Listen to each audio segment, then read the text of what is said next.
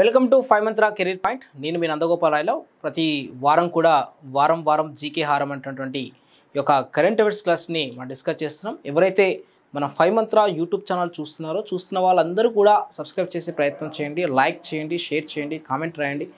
వీలైతే పక్కన ఉన్న బెల్ సింబల్ కూడా ప్రెస్ చేసేటువంటి ప్రయత్నం చేయండి. ఓకే, అలాగే మనము ఈ వారంలో సంబంధించినటువంటి కరెంట్ అఫైర్స్ గురించి మనం డిస్కస్ చేసేటువంటి ప్రయత్నం చేద్దాం. ఓకే, పర్టికులర్గా మనం మాట్లాడుకున్నట్లయితే మనకు లాస్ట్ టైం September 9th మనం డిస్కస్ చేసాం. సో September 9th మనం డిస్కస్ చేసాం. తర్వాత September 10th నుంచి మనకు 16 వరకు అండి 16 వరకు సంబంధించినటువంటి ఈ యొక్క కరెంట్ అఫైర్స్ని మనం ఇప్పుడు డిస్కస్ చేస్తున్నటువంటి విషయంగా మీరు అందరూ గుర్తుపెట్టుకోవాల్సినటువంటి అవసరం ఉందండి. సో ఇందులో భాగంగా ప్రధానంగా మనం చూసుకున్నట్లయితే September 10 to 16 అనేది ఏదైతే ఉందో ఈ September 10 to 16 ఈ టైం ఇక్కడ ఈ బిట్వీన్లో September 10th ఒక ప్రాముఖ్యత ఉంది. September 10th ఉన్నటువంటి ప్రాముఖ్యతలో భాగంగా మనకు ఇక్కడ అనుపమ్ ఖేర్ డేగా మనం జరుపుకుంటున్నాం. అనుపమ్ ఖేర్ డేగా జరుపుకుంటున్నాం. అనుపమ్ ఖేర్ అటువంటి వ్యక్తి ఎవరు అనుకున్నప్పుడు అనుపమ్ ఖేర్ అటువంటి వ్యక్తి ఇతను అమెరికాలోని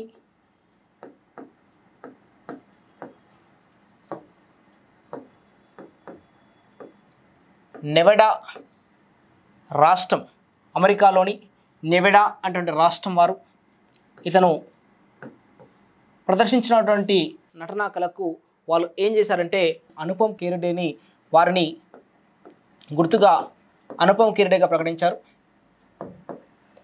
అనుపమ్ ఖేర్ అటువంటి వ్యక్తి ఇతను బాలీవుడ్ నటుడుగా మనం చెప్పుకోవచ్చు. బాలీవుడ్ నటుడు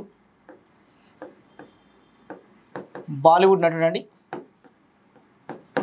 ఈ బాలీవుడ్ నటుడిని అనుపమ్ ఖేర్ అటువంటి ఈ వ్యక్తిని వచ్చేసి ప్రధానంగా అతను నాటక రంగంలో ప్రదర్శిస్తున్నటువంటి ప్రదర్శనగాను అనుపమ్ ఖేర్ డేగా ప్రకటించారు. ఇతను గమనించినట్లయితే accidental prime minister అంటున్నటువంటి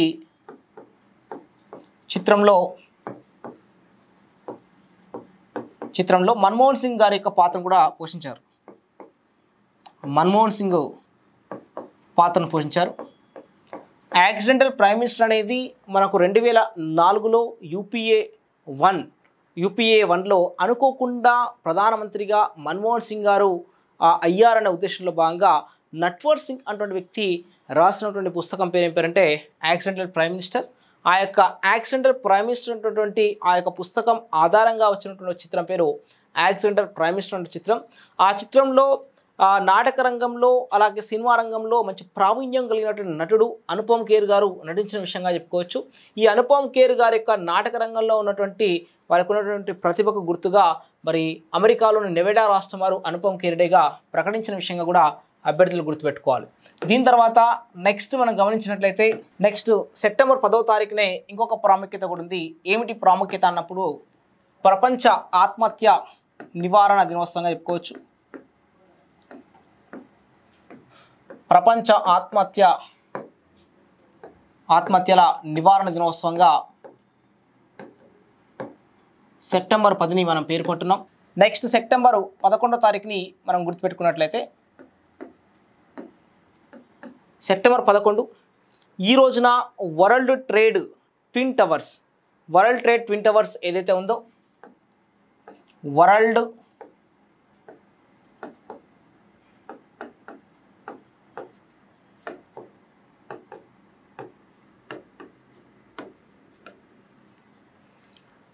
trade twin towers ఈ వరల్డ్ ట్రేడ్ ట్విన్ టవర్స్ ఏదైతే ఉందో ఈ వరల్డ్ ట్రేడ్ ట్విన్ టవర్స్ అనేది 2001లో ఆల్ ఖైదా వాళ్ళు దాడి చేశారు. వారు దాడి చేసి 2021కి 20 సంవత్సరాలు పూర్తయినటువంటి విషయంగా మనం చెప్పుకోవచ్చు. 20 years పూర్తయిన విషయంగా కూడా మనం గుర్తుపెట్టుకోవాలి. ఆ దాడికి మూలమైనటువంటి ఆ యొక్క తీవ్రవాద సంస్థ ఆల్ ఖైదా. ఈ ఆల్ ఖైదా వారి మీద కోపంతో ఆఫ్ఘనిస్తాన్ మీద అమెరికా వారు మరి ఆక్రమించుకునే ప్రయత్నం చేశారు. అక్కడ ఆఫ్ఘనిస్తాన్లో ఆల్ ఖైదా సంబంధించినటువంటి ఒసామా బిన్ లాడెన్ అనేటువంటి వ్యక్తి ఉన్నాడు అనుకొని అక్కడికి వెళ్ళి అక్కడ పాగా వేయడం జరిగింది.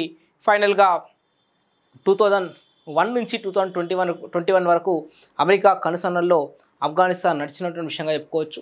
ఆ బిట్వీన్లో మనకు చూసుకున్నట్లయితే 2012 ఈ టైంలో పాకిస్తాన్లో అబోటాబాద్ అనే ప్రాంతంలో ఒసామా బిన్ లాడెన్ని అమెరికా వారు చంపిన విషయంగా కూడా మనం చెప్పుకోవచ్చు. వరల్డ్ ట్రేడ్ ట్విన్ టవర్స్ అనేది ప్రధానంగా మనం గుర్తుపెట్టుకోవాలి.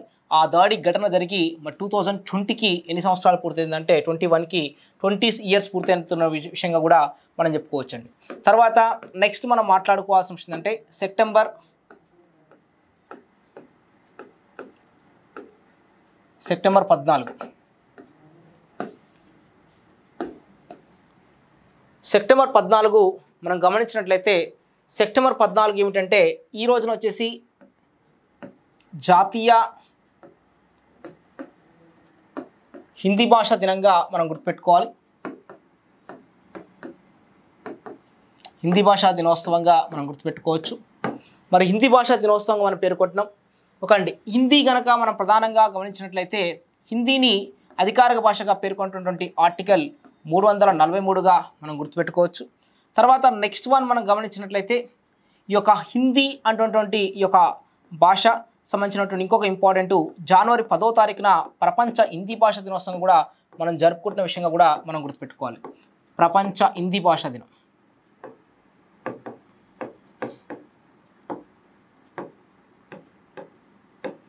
ప్రపంచ హిందీ భాషా దినోత్సవంగా మనం జరుపుకుంటున్నామండి. నెక్స్ట్ మనం గమనించాల్సినటువంటి ఇంకొక అంశం వచ్చేసిందంటే ఇక్కడ 343 అటువంటి ఆర్టికల్ అనేది హిందీ భాషగా హిందీని అధికార భాషగా పేర్కొంటుంది. అలాగే హిందీలో ఇచ్చేటటువంటి హిందీ రచనలకు ఇచ్చేటువంటి పురస్కారం ఏం పేరంటే వ్యాస్ సమ్మాన్ అటువంటి పురస్కారంగా కూడా మనం గుర్తుపెట్టుకోవాలి. వ్యాస్ సమ్మాన్ అనే పురస్కారంగా కూడా మనం చెప్పుకోవచ్చు. హిందీ రచయితలకు ఇచ్చేటువంటి పురస్కారం ఏం పేరంటే వ్యాస్ సమ్మాన్ అటువంటి పురస్కారంగా కూడా మనం గుర్తుపెట్టుకోవాలి. అంతేకాకుండా మనకు ఇంకా నెక్స్ట్ మనం మాట్లాడుకోవాల్సిన అంశం వచ్చేసి సెప్టెంబర్ 15వ తారీఖు గురించి కూడా మనం మాట్లాడుకోవాలి. సెప్టెంబర్ 15వ తారీఖున ఉన్నటువంటి ప్రాముఖ్యత కనుక ఒకసారి మనం మాట్లాడుకున్నట్లయితే ఈ 15వ తారీఖున మోక్షగుండం విశ్వేశ్వరయ్య గారి యొక్క జయంతిగా మనం చెప్పుకోవచ్చు. మోక్షగుండం విశ్వేశ్వరయ్య గారి యొక్క జయంతిగా మనం గుర్తుపెట్టుకోవాలి. మోక్షగుండం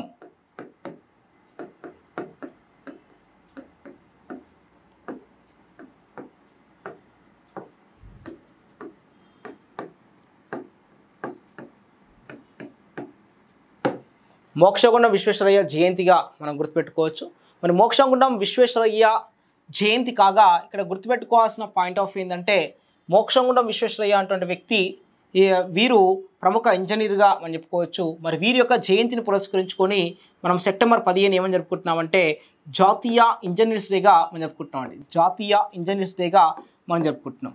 అయితే ఇక్కడ గమనించాల్సిన పాయింట్ ఆఫ్ ఏంటంటే జాతీయ ఇంజనీర్స్ డే ఎప్పుడండి సెప్టెంబర్ 15వ తారీఖు జరుపుకుంటున్నామండి.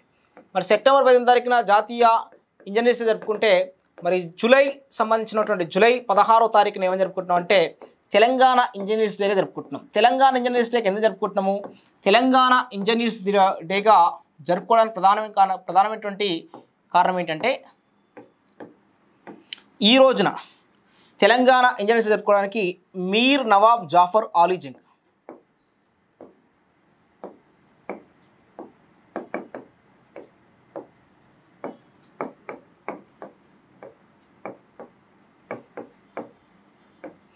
మీర్ నవాబ్ జాఫర్ ఆలీ జంగ్ జయంతి సందర్భంగా మనం జరుపుకుంటున్నటువంటి విషయంగా కూడా మనం చెప్పుకోవచ్చు. అలాగే జూలై 11వ తారీఖున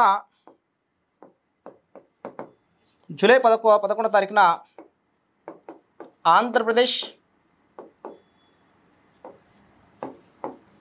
ఇంజనీర్స్ డే జరుపుకుంటున్నాము. ఎందుకంటే కేఎల్ రావు గారి యొక్క జయంతి సందర్భంగా జరుపుకుంటున్న విషయంగా మనం గుర్తుపెట్టుకోవాలి.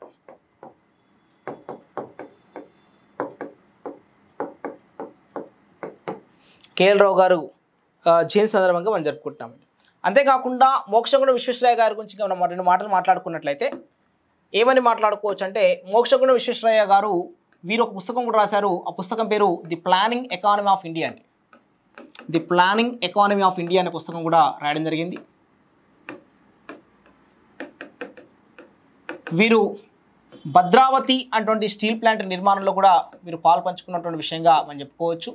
అలాగే వీరికి 1955లో జవహర్లాల్ నెహ్రూ, భగవాన్ దాస్తో సంయుక్తంగా భారతరత్న అవార్డు కూడా వచ్చిందన్న విషయం కూడా మనం చెప్పుకోవచ్చు. భారతరత్న అవార్డు కూడా వచ్చిందన్న విషయంగా మనం గుర్తుపెట్టుకోవాలి. సో ఇక్కడ ప్రధానంగా గుర్తుపెట్టుకోవాల్సిన విషయం అంటే సెప్టెంబర్ 15 మోక్షగుణ విశ్వేశ్వరయ్య గారి యొక్క జయంతి అండి. మరి మోక్షగుణ విశ్వేశ్వరయ్య గారి యొక్క జయంతి సందర్భంగా మనం జాతీయ ఇంజనీర్స్ డే జరుపుకుంటున్నాము. అలాగే మీర్ నవాజ్ జాఫర్ ఆలుజంగ్ గారి యొక్క జయంతి సందర్భంగా తెలంగాణ ఇంజనీర్స్ డే జరుపుకుంటున్నాము. అలాగే కేఎల్ రావు గారి యొక్క జయంతి సందర్భంగా ఆంధ్రప్రదేశ్ ఇంజనీర్స్ డేగా మనం జరుపుకుంటున్నాము. అయితే మోక్షగుణ విశ్వేశ్వరయ్య గారు భద్రావతి స్టీల్ ప్లాంట్ నిర్మాణంలో వారు కీలక పాత్ర పోషించిన విషయంగా చెప్పుకోవచ్చు. అలాగే మోక్షగుణం విశ్వేశ్వరయ్య గారు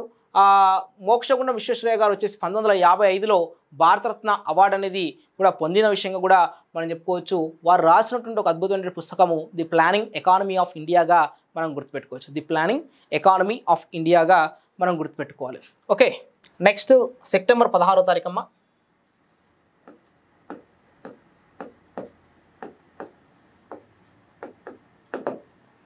సెప్టెంబర్ 16 అనేది మనము ఓజోన్ డేగా మనం జరుపుకుంటున్నామండి.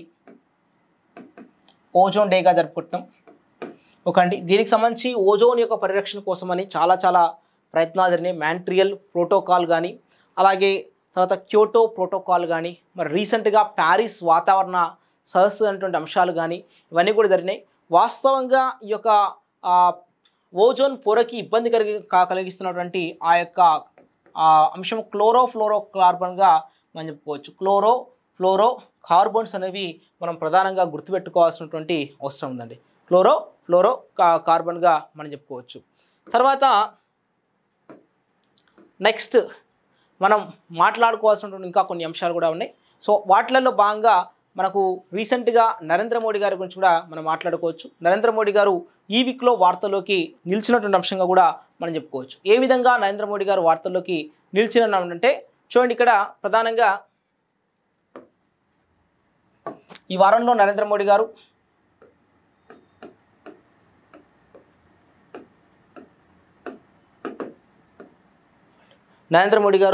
వార్తల్లో నిలవడానికి ప్రధానమైనటువంటి కారణాలు ఒక 2-3 అంశాలు ఉన్నాయండి. వాటిలలో భాగంగా మనం డిస్కస్ చేసినట్లయితే ఫస్ట్ వన్ గమనించాల్సింది వీరు అమెరికా పర్యటన అనేది చేయబోతున్న విషయంగా మనం చెప్పుకోవచ్చు. అమెరికా పర్యటన అనేది చేయబోతున్నారు. ఈ అమెరికా పర్యటన అనేది సెప్టెంబర్ 23 నుంచి మొదలవుతుందన్న విషయంగా మనం గుర్తుపెట్టుకోవాలి. కోవిడ్ అనంతరం నరేంద్ర మోడీ గారు భారత ప్రధానమంత్రి హోదాలో వెళ్తున్నటువంటి రెండవ దేశంగా మనం చెప్పుకోవచ్చు.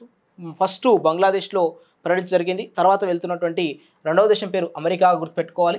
ఇక్కడ జో బైడెన్ గారితో వారు సంభాషించడం జరుగుతుంది. ఆ తర్వాత జో బైడెన్ గారి తర్వాత మరి సెప్టెంబర్ 23వ తారీఖున వారితో ప్రత్యేకంగా భేటీ కావడమే కాకుండా తర్వాత క్వాడ్ అటువంటి ఒక కూటమి ఉంటుంది. ఈ క్వాడ్ అటువంటి కూటమికి సంబంధించినటువంటి మీటింగ్లో కూడా పాల్గొంటున్నటువంటి విషయంగా కూడా మనం చెప్పుకోవచ్చు. క్వాడ్ కూటమిలో పాల్గొంటున్న విషయంగా కూడా మనం గుర్తుపెట్టుకోవాలి. ఈ క్వాడ్ అటువంటి కూటమి గురించి మనం మాట్లాడుకున్నట్లయితే ఈ క్వాడ్ అటువంటి కూటమి అనేది ఎక్స్క్లూజివ్గా మనం మాట్లాడినట్లయితే చైనా అటువంటి దేశం ఏదైతే ఉందో ఈ చైనా దేశం యొక్క ఆధిపత్యాన్ని తగ్గించడం కోసమని ఇండో పసిఫిక్ అటువంటి రీజియన్లో ఒక సురక్షితమైనటువంటి పరిస్థితులు నెలకొల్పడం కోసం కానీ, ఆధిపత్య ధోరణిలో ఉన్నటువంటి చైనాకి అడ్డుకట్ట వేయడం కోసం కానీ, అంతేకాకుండా సాంకేతికంగా కానీ, అలాగే వర్తక వ్యాపార వాణిజ్య పరంగా కానీ, అలాగే వ్యాక్సినేషన్ పరంగా కానీ, అలాగే ఇంకా కీలకమైనటువంటి అంశాలు ఏవైతే ఉన్నాయో వాటన్నిటి పట్ల కూడా సైబర్ భద్రత కానీ, అంటే సైబర్ సెక్యూరిటీ కానీ, అలాగే జరుగుతున్నటువంటి వాతావరణ మార్పులు కానీ, అలాగే పర్యావరణ అనుకూలమైన అంశాలు కానీ, వీటన్నిటి పట్ల ఒక దృక్పథంతో ఈ క్వాడ్ అంటే ఒక కూటమి అనేది ఏర్పాటైంది. ఈ క్వాడ్ అంటే ఏంటంటే చతుర్భుజంగా మనం చెప్పుతున్నాము. ఈ క్వాడ్లో వచ్చేసి ప్రధానంగా 4 దేశాలు ఉంటవి. ఆ 4 దేశాల పేరు ఏం పేరంటే ఒక దేశం పేరు అమెరికా అని గుర్తుపెట్టుకోవాలి. రెండవ దేశం పేరు మనం చూసుకున్నట్లయితే అమెరికా, రెండవ దేశం పేరు ఆస్ట్రేలియాగా మనం చెప్పుకోవచ్చు.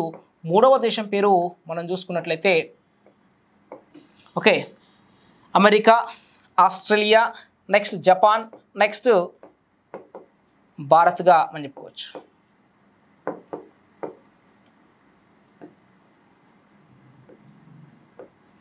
భారత్గా మనం గుర్తుపెట్టుకోవాలి. ఇలా America, Australia and Japan, Bharat ఈ 4 దేశాలు ఏవైతే ఉన్నాయో ఈ 4 దేశాలు కూడా ఈ 4 దేశాలు కూడా పర్టికులర్గా మనం మాట్లాడుకున్నట్లయితే ఈ 4 దేశాలు కూడా ఈ యొక్క ఎక్స్క్లూజివ్గా క్వాడ్ అంటే కూటమిలో భాగస్వామ్య దేశాలుగా మనం చెప్పుకోవచ్చు. వాటికి సంబంధించినటువంటి సమావేశం అనేది మనకు ఇదే సెప్టెంబర్ 24 తారీఖున జరగనుందన్న విషయంగా కూడా మనం చెప్పుకోవచ్చు.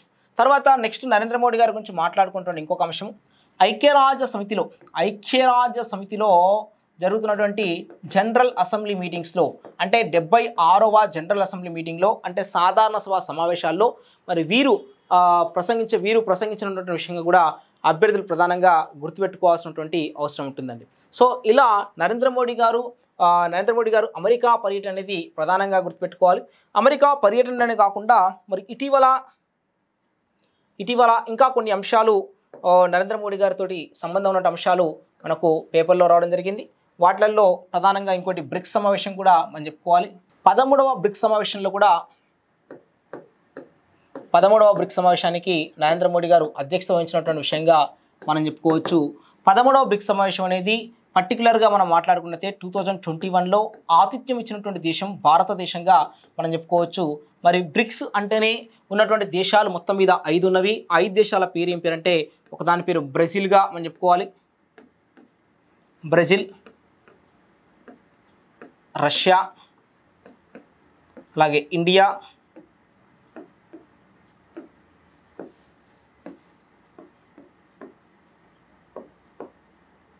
చైనా,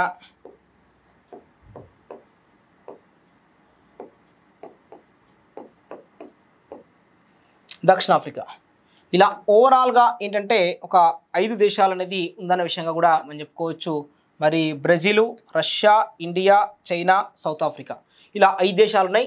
ఈ 5 దేశాలకు సంబంధించినటువంటి 13th బ్రిక్స్ మీటింగ్ అనేది 13వ సమావేశం అనేది ఎక్కడ జరుగుతుంది అని అంటే మనకు 2021లో మనకు ఎక్కడ జరిగింది అంటే 2021లో భారత్లో జరిగిందనే విషయం కూడా మనం చెప్పుకోవచ్చు.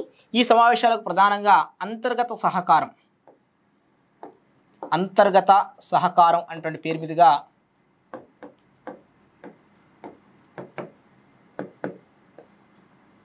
అంతర్గత సహకారం ఆధారంగా జరిగిందనే విషయంగా చెప్పుకోవచ్చు. అంతేకాకుండా ఆఫ్ఘాన్ పరిస్థితుల గురించి కూడా ఇక్కడ చర్చించిన విషయంగా కూడా మనం చెప్పుకోవాలి. ఆఫ్ఘాన్ పరిస్థితుల మీద చర్చించిన విషయంగా కూడా మనం చెప్పుకోవచ్చు. నెక్స్ట్ ఈ మీటింగ్స్ అనేది 2022లో ఎక్కడ జరగబోతుందంటే 2022లో చైనాలో జరగబోతున్న విషయంగా కూడా మనం చెప్పుకోవచ్చు. చైనాలో జరగబోతుంది. నెక్స్ట్ 2023లో దక్షిణాఫ్రికాలో ఈ యొక్క మీటింగ్స్ అనేది జరగబోతుంది. ఇది 14వ సమావేశం, ఇది 15వ సమావేశంగా మనం గుర్తుపెట్టుకోవాలి. 14వ సమావేశం, 15వ సమావేశంగా మనం చెప్పుకోవచ్చు. నరేంద్ర మోడీ గారు ఈ వారంలో నిలిచినటువంటి ప్రధానమైన అంశాలలో 13వ బ్రిక్స్ సమావేశం కానీ, అలాగే నెక్స్ట్ క్వాడ్ అటువంటి సమావేశంలో పాల్గొనబోతున్నటువంటి అంశమే కానీ, అలాగే నెక్స్ట్ ఇంకా మనం మాట్లాడుకున్నట్లయితే క్వాడ్ సమావేశమే కాకుండా మరి ఇంకా వీరు పాల్గొనబోతున్నటువంటి అంశాల గురించి ఐక్యరాజ్యసమితి 76వ సమావేశంలో కానీ వీరు పాల్గొనబోతున్నటువంటి విషయంగా కూడా మనం డిస్కస్ చేస్తున్న విషయంగా చెప్పుకోవచ్చు. అంతేకాకుండా జో బైడెన్ గారితో వీరు భేటీ అయ్యారన్న విషయాన్ని కూడా మనం ప్రధానంగా డిస్కస్ చేస్తున్నటువంటి అంశంగా కూడా మనం చెప్పుకోవచ్చు. అంతేకాకుండా ఇంకా రీసెంట్గా ఉత్తరప్రదేశ్లో వచ్చేసి అలీగఢ్ అటువంటి ప్రాంతంలో కూడా యూనివర్సిటీ స్థాపనకు మరి వీరు శంకుస్థాపన చేసినటువంటి అంశంగా కూడా ప్రధానంగా గుర్తుపెట్టుకోవాల్సినటువంటి అవసరం ఉంది. ఒకండి ఆ అంశాన్ని కూడా ఇప్పుడు మనం రాసుకునే ప్రయత్నం చేద్దాం. ఒకండి అలాగే నెక్స్ట్ టైమ్స్ జాబితాలో కూడా మరి వీరు ఉన్నారన్న విషయంగా చెప్పుకోవచ్చు. టైమ్స్ వచ్చేసి 100 మంది ప్రభావితమైనటువంటి పర్సన్స్ గురించి మరి రావడం జరిగింది. 100 మంది ప్రభావితమైనటువంటి పర్సన్స్లో మరి నరేంద్ర మోడీ గారు ఉన్నారన్న విషయం కూడా మనం చెప్పుకోవచ్చు అండి. ఓకే, నెక్స్ట్ ఇంకా నరేంద్ర మోడీ గారి గురించి ఈ వీక్లో వచ్చిన అంశాల గురించి ఇంకా మనం డిస్కస్ చేస్తున్నాం. దాంట్లో భాగంగానే మనం ఇంకా ప్రధానంగా చూసుకున్నట్టయితే నరేంద్ర మోడీ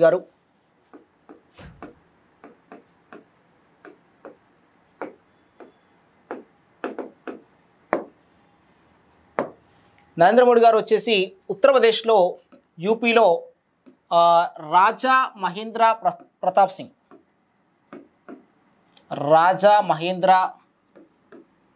సింగ్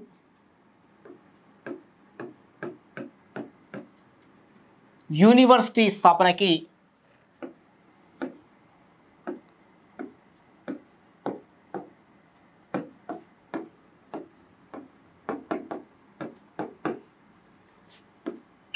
శంకుస్థాపన చేశారనే విషయం కూడా మనం చెప్పుకోవచ్చు. అలీగఢ్లో అనే విషయంగా కూడా మనం గుర్తుపెట్టుకోవాలి. అంతేకాకుండా ఇంకా నెక్స్ట్ మనం మాట్లాడుకున్నట్టయితే నరేంద్ర మోడీ గారి గురించి ఇటీవల టైమ్ మ్యాగజైన్ వాళ్ళు 2021 సంవత్సరానికి ప్రపంచంలో అత్యంత ప్రభావవంతమైన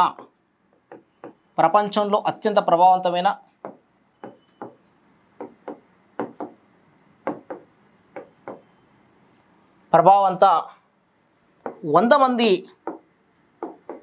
వ్యక్తులలో భారతదేశం నుంచి ఒక ముగ్గురికి చోటు లభిస్తే అందులో నరేంద్ర మోడీ గారు, నెక్స్ట్ మమతా బెనర్జీ గారు, అలాగే నెక్స్ట్ మనం గమనించినట్లయితే ఆధార్ పూనావాలా గారు. ఇలా ఓవరాల్గా వీళ్ళు ముగ్గురు కూడా ఉన్నారన్న విషయం కూడా మనం చెప్పుకోవచ్చు. టైమ్ మ్యాగజైన్ 2021లో ప్రపంచంలో అత్యంత ప్రభావవంతమైనటువంటి 100 మంది వ్యక్తులలో ఒక ముగ్గురికి చోటు లభిస్తే భారతదేశం నుంచి ఆ ముగ్గురిలో నరేంద్ర మోడీ గారు, మమతా బెనర్జీ, ఆధార్ పూనావాలా గారు ఉన్నారన్న విషయం చెప్పుకోవచ్చు. అలాగే యూపీలో అలీగఢ్లో రాజమహేంద్ర ప్రతాప్ సింగ్ యూనివర్సిటీ శంకుస్థాపన కూడా నరేంద్ర మోడీ గారు చేసిన విషయంగా కూడా మనం చెప్పుకోవచ్చు. ఈ అంశాలని అభ్యర్థులు ప్రధానంగా గుర్తుపెట్టుకోవాలి. ఓకే అండి. నెక్స్ట్ మనం మాట్లాడుకోవాల్సిన విషయం ఏంటంటే మనకు యుఎస్ ఓపెన్ అనేది జరిగింది రీసెంట్గా. మరి యుఎస్ ఓపెన్ అంటే ఏంటంటే అమెరికా ఓపెన్గా మనం చెప్పుకోవచ్చు. మరి యుఎస్ ఓపెన్ సంబంధించి 2-3 అంశాలు మనం డిస్కస్ చేద్దాం. యుఎస్ ఓపెన్ 2021 యుఎస్ ఓపెన్ అనేది ఏంటంటే ఇది ఒక టెన్నిస్ టోర్నీగా మనం చెప్పుకోవచ్చు. Tennis grand slam. ఈ టెన్నిస్ గ్రాండ్ స్లామ్ అనేది ప్రధానంగా మనం గమనించినట్లయితే టెన్నిస్ గ్రాండ్ స్లామ్ అనేది ప్రతి సంవత్సరం కూడా ఆగస్టు సెప్టెంబర్లో జరుగుతుంది. సెప్టెంబర్లో జరిగేటటువంటి గ్రాండ్ స్లామ్గా చెప్పుకోవచ్చు. ఇది ప్రతి సంవత్సరం జరిగేటువంటి చివరి గ్రాండ్ స్లామ్గా మనం గుర్తుపెట్టుకోవాలి. మనకు ప్రారంభంలో ఆస్ట్రేలియా ఓపెన్, ఫ్రెంచ్ ఓపెన్, ఆ తర్వాత వింబుల్డన్ జరుగుతుంది. నెక్స్ట్ ఈ గ్రాండ్ స్లామ్ అనేది మనకు 1881లో ప్రారంభమైన విషయంగా చెప్పుకోవచ్చు. ఇది న్యూయార్క్లో జరుగుతుంది. అలాగే ఈ యొక్క గ్రాండ్ స్లామ్ అనేది మనకు ఇక్కడ ఉండేటువంటి కోర్టు పేరు హార్డ్ కోర్టుగా మనం చెప్పుకోవచ్చు.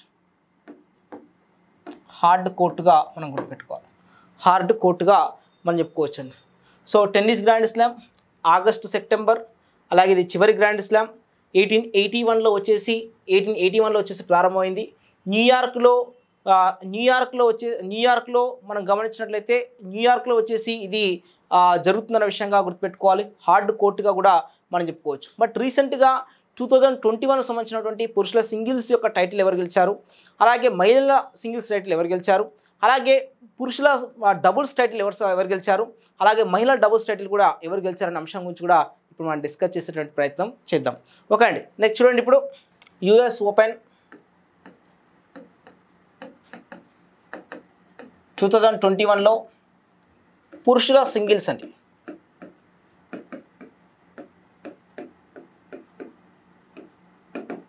పురుషుల సింగిల్స్లో విన్నర్ ఎవరు అంటే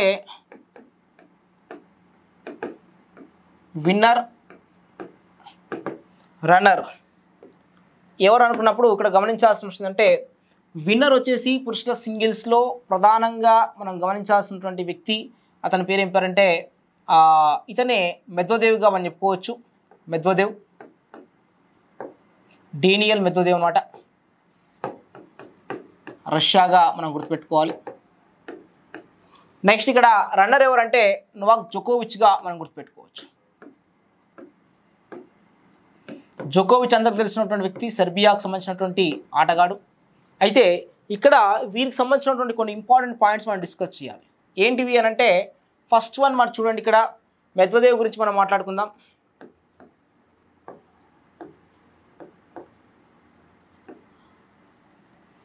నెక్స్ట్ జోకోవిచ్ గురించి మాట్లాడుకుందాం.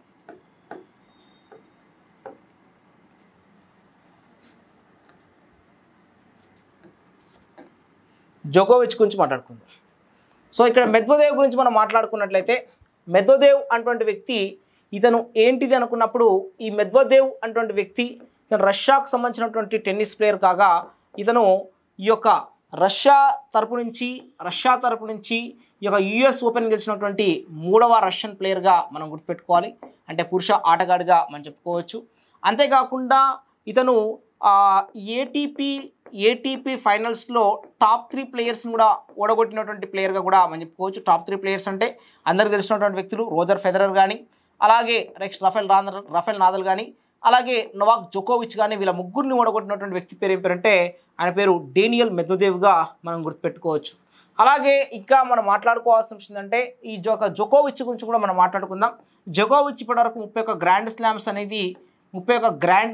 అనేది ఆడిన 31 గ్రాండ్ స్లామ్స్ ఫైనల్స్ అనేది వెళ్ళినటువంటి వ్యక్తిగా మనం గుర్తుపెట్టుకోవాలి. అలాగే 20 సార్లు గ్రాండ్ స్లామ్స్ గెలిచినటువంటి వ్యక్తిగా కూడా మనం చెప్పుకోవచ్చు. అలాగే 11 సార్లు ఓడిపోయినటువంటి విషయంగా కూడా మనం చెప్పుకోవచ్చు. 11 సార్లు ఓటమి, 20 సార్లు గెలుపుగా మనం గుర్తుపెట్టుకోవచ్చు. తర్వాత నెక్స్ట్ వన్ మనం గమనించినట్లయితే మరి వీరు ఎవరు అంటే నొవాక్ జోకోవిచ్ అనేటువంటి వ్యక్తి ఈయన ఆల్రెడీ ఆస్ట్రేలియా ఓపెను, అలాగే ఫ్రెంచ్ ఓపెను, అలాగే వింబుల్డను ఇలా 2021లో గెలవడం జరిగింది. బట్ ఇక్కడ మాత్రం ఏంటంటే ఈ యొక్క యుఎస్ ఓపెన్ అనేది ఓడిపోయినటువంటి విషయంగా కూడా మనం చెప్పుకోవచ్చు. అలాగే నెక్స్ట్ వన్ ఇంకా మనం మాట్లాడుకున్నట్లయితే ఈ యొక్క నొవాక్ జోకోవిచ్ అనేటువంటి వ్యక్తి ఈ మ్యాచ్ కనుక గెలుచుంటే 21 గ్రాండ్ స్లామ్లు గెలిచి తద్వారా ఓవరాల్గా అందరికంటే కూడా ఎక్కువ గ్రాండ్ స్లామ్స్ గెలిచినటువంటి ఆటగాడిగా పురుషులలో నిలబడేటువంటి వ్యక్తిగా కూడా మనం చెప్పుకోవచ్చు. బట్ ఈయన 20 గ్రాండ్ స్లామ్స్ అనేది మాత్రమే గెలుపొందాడు. ఇక్కడ గెలవలేదు కాబట్టి 20 గ్రాండ్ స్లామ్స్ అనేది ఎవరైతే సాధించారో రోజర్ ఫెదరర్ కానీ, అలాగే రఫెల్ నాదల్ కానీ వీరితో సంయుక్తంగా ఉన్నాడన్న విషయంగా కూడా మనం చెప్పుకోవచ్చు. అంతేకాకుండా మరి వీరు వచ్చేసి 9 సార్లు యుఎస్ ఓపెన్ ఫైనల్కి వెళ్ళడం జరిగింది. 9 సార్లు యుఎస్ ఓపెన్ ఫైనల్కి వెళ్ళడం జరిగింది. ఫైనల్కి వెళ్ళారు. మరి యుఎస్ ఓపెన్ ఫైనల్కి వెళ్తే మరి కేవలం 3 సార్లు మాత్రమే వీరు గెలిచినటువంటి విషయంగా కూడా మనం చెప్పుకోవచ్చు. కేవలం 3 సార్లు మాత్రమే గెలిచినటువంటి విషయంగా కూడా మనం గుర్తుపెట్టుకోవాలి. ఓకే డేనియల్ మెద్వదేవ్కి ఇదే ఫస్ట్ టైటిల్గా మనకు యుఎస్ ఓపెన్ టైటిల్గా మనం చెప్పుకోవచ్చు. యుఎస్ ఓపెన్ టైటిల్ సాధించినటువంటి 2వ రష్యన్ ప్లేయర్గా కూడా మనము మెద్వదేవ్ని మనం గుర్తుపెట్టుకోవాల్సినటువంటి అవసరం ఉందండి. తర్వాత నెక్స్ట్ వన్ మనం గమనించినట్టయితే మహిళల సింగిల్స్ సంబంధించిన అంశాన్ని కూడా మనం మాట్లాడుకుందాం. ఓకే అండి, యుఎస్ ఓపెన్లో మహిళల సింగిల్స్ అండి. యుఎస్ ఓపెన్లో వచ్చేసిందంటే మహిళల సింగిల్స్ అనేది ఎవరు సాధించారు అని అంటే ఇక్కడ ఇద్దరు కూడా మరి కొత్త వాళ్ళే సాధించినటువంటి విషయంగా చెప్పుకోవచ్చు. మరి వాళ్ళల్లో ప్రధానంగా మనం చూసుకున్నట్లయితే మహిళల సింగిల్స్లో మనకు విన్నర్ వచ్చేసి ఎవరంటే విన్నర్ అంటామా ఈమె పేరే ఎమ్మా రడుకాను అంటామా.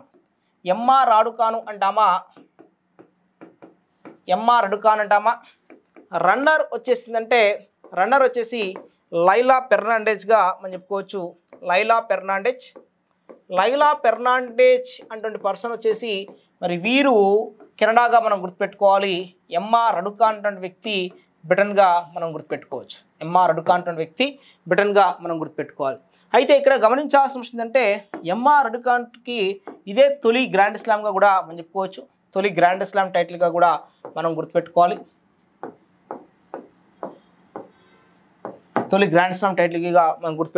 ఆల్రెడీ 2020 ఒలింపిక్స్లో పర్ఫార్మెన్స్ కనబరిచినటువంటి ఎమ్మా రడుకాన్ అటువంటి వ్యక్తి మరి ఇప్పుడు గ్రాండ్ స్లామ్ గెలవడం అనేది చాలా గొప్ప విషయంగా కూడా మనం చెప్పుకోవచ్చు.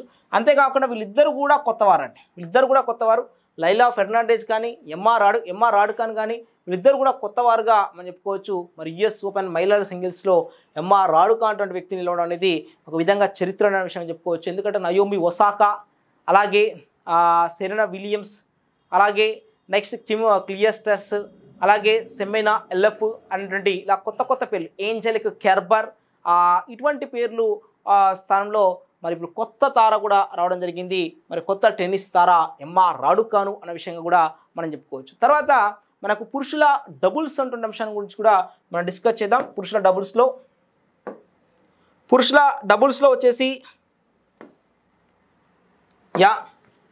పురుషుల డబుల్స్లో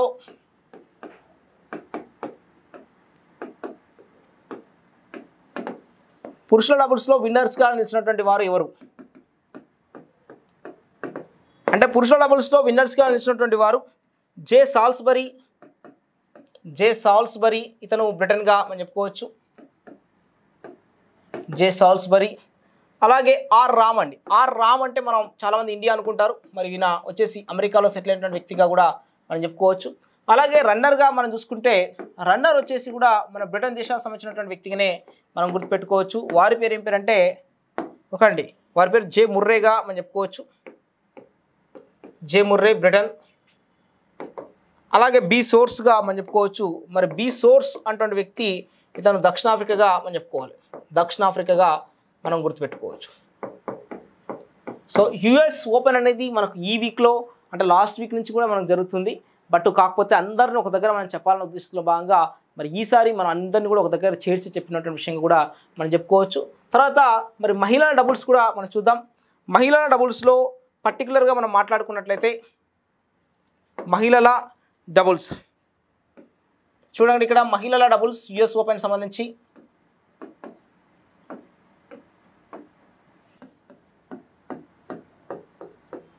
నెక్స్ట్ ఇక్కడ గమనించాల్సిన అంశం ఏంటంటే ఇక్కడ విన్నర్స్ మనం రాస్తున్నప్పుడు విన్నర్స్ వచ్చేసి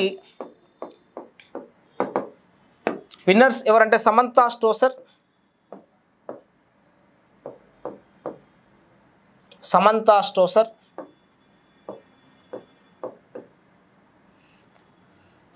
స్టోసర్, ఆస్ట్రేలియాగా మనం చెప్పుకోవచ్చు, ఆస్ట్రేలియాగా గుర్తుపెట్టుకోవాలి. Yes Zhang,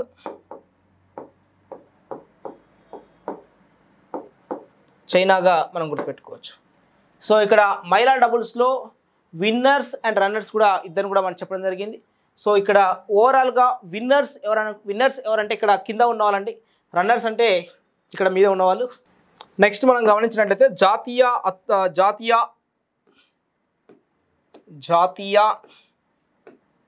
okay open athletic championship,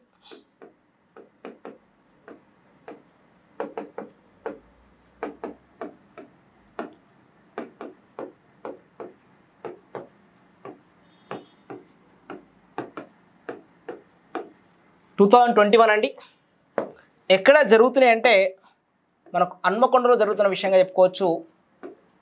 హన్మకొండలో ఎక్కడ అంటే జవహర్లాల్ నెహ్రూ స్టేడియంలో జరుగుతున్నాయి. జవహర్లాల్ నెహ్రూ స్టేడియంలో జరుగుతున్నాయి. దీనికి ముఖ్య అతిథిగా వచ్చినటువంటి వ్యక్తి వారు అంజుబీ జార్జిగా చెప్పుకోవచ్చు.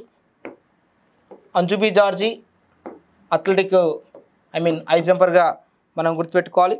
అలాగే ఇక్కడ ఫస్ట్ మహిళలకు సంబంధించినటువంటి 5,000 మీటర్లకు సంబంధించినటువంటి ఒక పోటీ జరిగినప్పుడు ఇందులో యూపీకి చెందినటువంటి పారుల్ చౌదరి స్వర్ణం సాధించారు.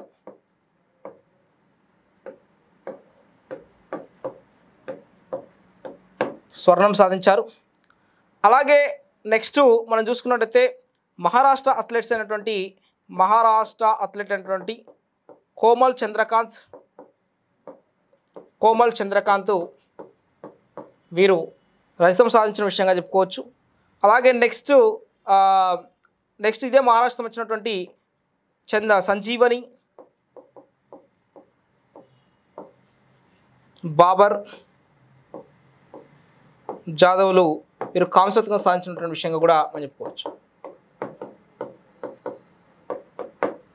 రజతం కాంస్యం సాధించిన విషయంగా కూడా మనం చెప్పుకోవాలి. అలాగే నెక్స్ట్ ఇంకా మనం గమనించాల్సిన అంశం ఏంటంటే మనకు మలింగా గారు రీసెంట్గా వారు రిటైర్మెంట్ ప్రకటించినటువంటి విషయంగా కూడా మనం చెప్పుకోవచ్చు.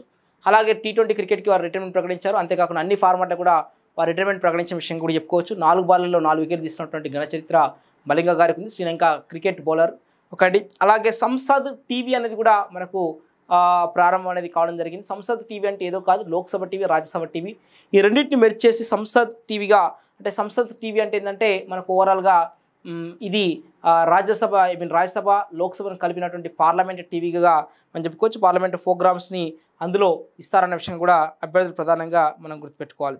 అలాగే నెక్స్ట్ ఇంకా మనం మాట్లాడుకోవాల్సిన విషయం ఏంటంటే మనకు ప్రొఫెసర్ జయశంకర్ అగ్రికల్చరల్ యూనివర్సిటీలో వచ్చేసి రాజేంద్ర నగర్లో భారతీయ చిరుధాన్యాల పరిశోధనా సంస్థ, అలాగే భారతీయ వ్యవసాయ పరిశోధనా మండలి, అలాగే భారత ప్రభుత్వ సహకారంతో మనకు ఒక అంతర్జాతీయ సదస్సు అనేది పోషక ధాన్యాల భాగస్వామ్య సదస్సు అనేది జరుగుతున్న విషయంగా కూడా మనం చెప్పుకోవచ్చు.